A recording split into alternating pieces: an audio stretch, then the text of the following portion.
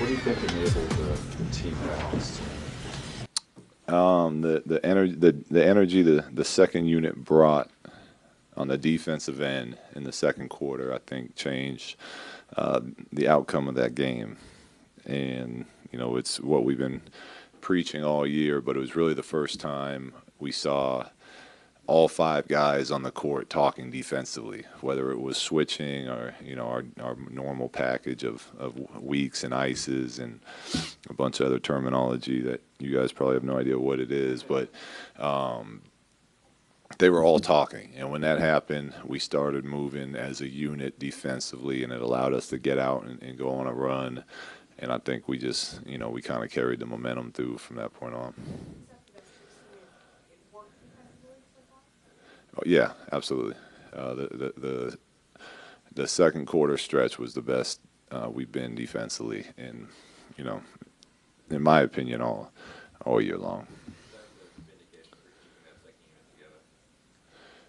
Vindication for.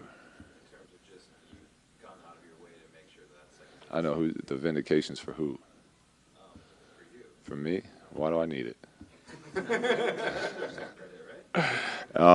No, but that's why groups build chemistry together, and that group has it. They've been one of the best groups of five starters or benches all season long in the NBA, and we feel that we have a big advantage when that group gets on the court together, and that's why we try so hard to keep them in somewhat similar rotations and when they're going to be subbing in and whatnot. And I love giving guys a chance to play. I mean, T-Rob was great for us tonight. He hasn't really had an opportunity all season. Almost had a double-double tonight. And it's nice to reward people that come into work every day and work really hard and don't get the same opportunities as other players. So, to be able to keep the second unit together and give other guys opportunities when we can, we'd like to try that.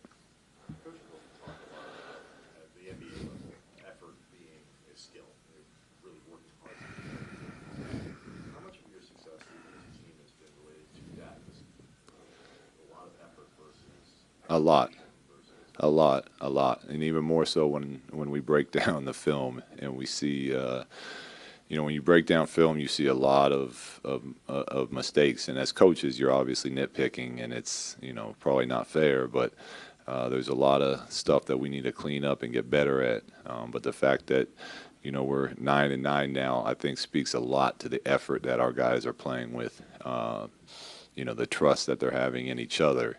And not as much on the execution of the plays and getting the defensive schemes down pat, which is where we want to be. But in the meantime, if we can keep playing hard and competing, I'm confident we'll get the more complicated stuff down as well, and then we can make real growth happen. Where is that point where effort or execution needs to be the main part of it? Well, it all the time, honestly. It's what we're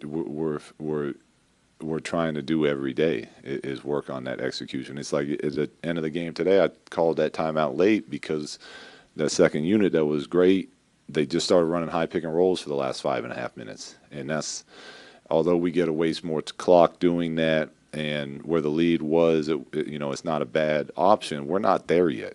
We're not at a point yet where we can go use the final, stretch of a game and not work on plays and work on executing for when we're in those situations and it's a 3-point game, not a 15-point game. So it's, it's more important than the effort, and we'll continue to stress that to the guys. But I think what you were asking was, is that why we're winning? And the answer is yes. The effort and the competitiveness has been off the charts almost every night for our guys. But we need to get the execution up to par with that. At what point did you envision the bench having a bigger role as it's had? Did you see that months ago, or is that something that... No, that was when the preseason, when we kept trying to tweak lineups. We got to the point where it was the bench was becoming pretty special even in the preseason as far as what they were doing. And it got to the point where we didn't want to, as we were looking for a starting lineup, we also wanted to make sure we kept that core of bench players together.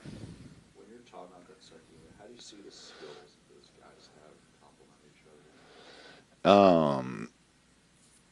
Well, we got obviously big time scorers in JC and Lou Will. Brandon is length, can guard multiple positions. Larry and T Black can switch, and we feel confident with them guarding perimeter players, and they're great rebounders. So there's a lot of options we have, and we can run Lou at the point. We can run BI mostly at the point, so he can play make. And then we kind of just they do a great job of reading off each other. Who's feeling, who's feeling? Is JC going? Is Lou going? Does BI have a post up mismatch that we can get to? T Black and Larry are dynamic rollers. Larry's a phenomenal playmaker. So there's just so many different things that group does well that I think it's pretty hard to scout to try to take one thing away. It was nice to have Nick back in the. It was nice to have Nick back in the starting lineup.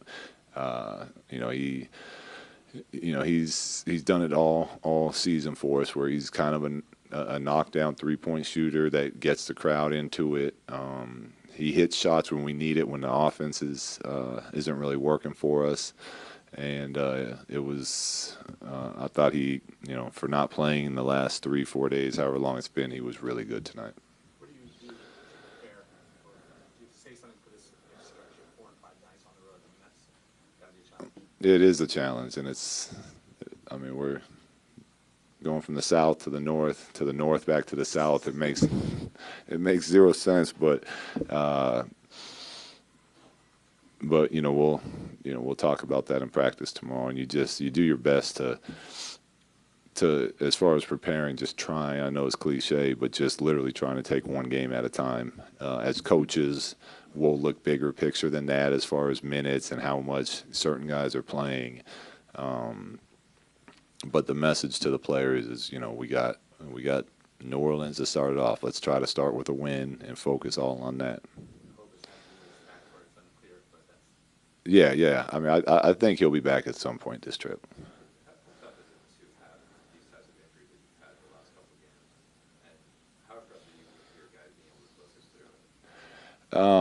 Very impressed with our guys. I mean, hasn't been an easy stretch either. I mean, we played the Warriors twice. Atlanta's a great team.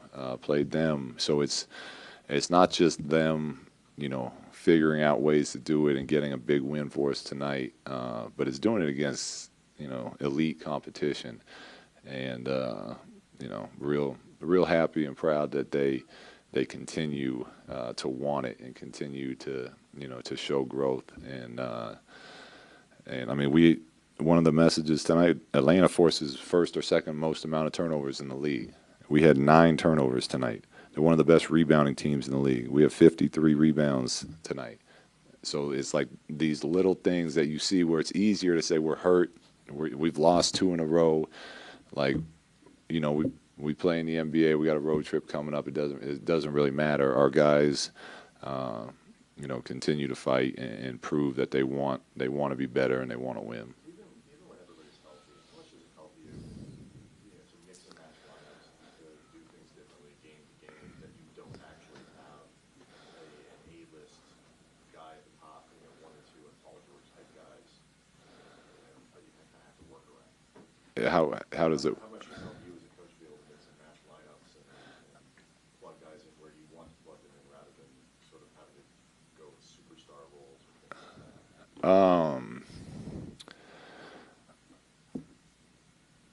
I like having superstars. I had a couple of them in Golden State, and it was fun. But I think I see what you're saying. It's been a lot of fun coaching these guys because they're all willing to take whatever the role is to help the team win. And something like tonight, the guys on the bench all played more minutes than the starters. And when I turned around to kind of survey the bench to see if I wanted to make a move. Literally 2 or 3 of the starters told me, leave them in, let them go. Like, so like it's a lot of fun to coach that way, where everyone, and it's obviously not like that every night, but you know, for the most part, everyone is okay with what their role is, and knowing that certain nights it's going to be other people's night, and we're not all just, you know, getting the ball to one guy. But I think you can still play that same way with the, you know, the elite superstars in this league too. Last question, guys. The eventual days, you know, the guys who have grown into that, they'll have grown up in this. Oh yeah. Oh, yeah. That's the idea. Yeah, absolutely. You know, we could, for example, Brandon's been, you know, getting more reps with these injuries and minutes, and we could look at it like, look, we think Brandon's going to be great in this league. Let's let him shoot 30 times a night and figure out how he can score best. But we're still staying on him as far as if he turns the corner and the defense rotates, we want him to make the swing pass. And he did it tonight a couple times. If he turns the corner and the help's not there, look to score. So we feel like as these young players grow and develop, if we can stay on them about the way we want to play, we've set a foundation for the future of the way that we're going to get things done. Thanks, guys.